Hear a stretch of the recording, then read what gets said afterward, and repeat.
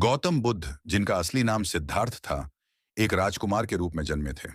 वे एक समृद्ध परिवार में पले बढ़े, लेकिन उनके मन में हमेशा जीवन की गहराइयों को समझने की जिज्ञासा थी।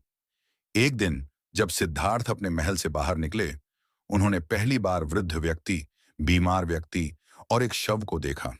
इस दृश्य ने उनके मन में गहन विचार पैदा किए। उन्होंने सोचा, क्या जीवन केवल सुख और ऐश्वर्य है, या इससे भी कुछ गहरा है?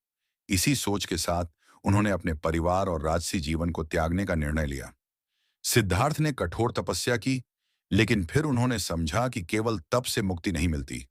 वे एक मध्य मार्ग की खोज में निकल पड़े। कई वर्षों की खोज के बाद एक दिन उन्होंने बोधि वृक्ष के नीचे ध्यान करने का निश्चय किया।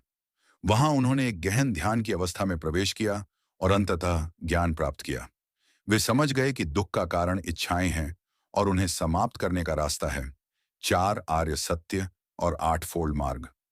गौतम बुद्ध ने इस ज्ञान को साझा करने का निर्णय लिया। उन्होंने कहा कि जीवन में दुख है, लेकिन उस दुख से निकलने का रास्ता भी है। उन्होंने सिखाया कि हम अपने विचारों और कार्यों के माध्यम से अपने जीवन को बदल सकते हैं। उनकी शिक्षाएं आज भी लोगों को प्रेरित करती हैं।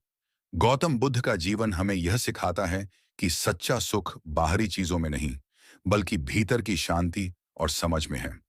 उनकी कहानी हमें यह भी याद दिलाती है कि असली साहस और प्रेरणा अपने डर का सामना करने में है और जीवन के सच्चे अर्थ की खोज करने में है।